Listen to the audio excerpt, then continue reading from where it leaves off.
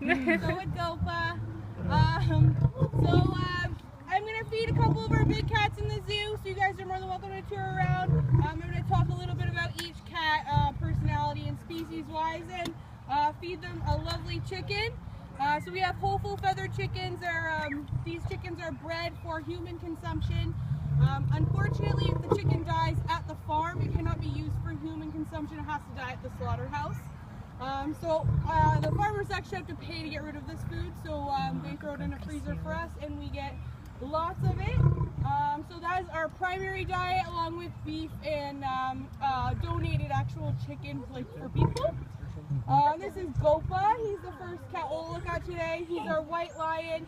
He's also called lutistic, which is a lack of color pigmentation. And he is a 5-year-old male. Okay, here we go. Gopa's going to show you guys how big he is. Whoa!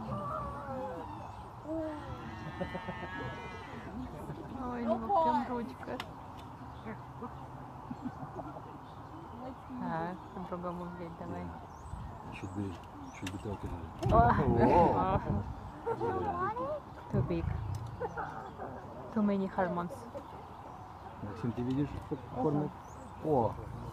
So these cats eat a whole-bodied animal, so insides and bones are key for their nutrition. Eating hamburger or steak is not nutritionally enough for these guys, so bones and insides are key.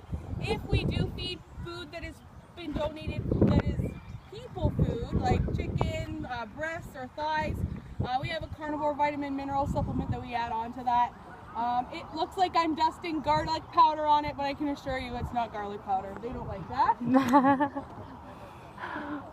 Now we feed our cats every day, so we don't have to feed them as heavy of a meal that they would eat in the wild. But Gopa's species is lucky to eat 30% of their hunting is a catch. So 70% of the time they're failing miserably at their hunt. So they eat maybe 2 times a week at best. So they can eat a large amount of food all at once, but we feed a portion control amount. Gopa is definitely one of our cats, and if we give it to him, he'll eat it all, and he'll have a big, huge mandarin belly at the end of it. So we have to watch his weight a little bit so he doesn't get overweight. But everyone's appetite is picking up because it's getting cooler out. That's a #1 question I get. What do we do with our animals in the wintertime? And I tell everyone we pack them up in our Noah's Ark plane and take them all to Africa. But I hope none of you believe me. Because they all do really well in our weather. Because they're wild animals, they climatize excellent to our climates. They've all been born and raised in Canada. So like Gopa was an African lion. So Gopa has been born and raised in Canada and very used to our weather. Also to mention, our tigers, our Amur tigers, are all from the Amur River valleys in Russia.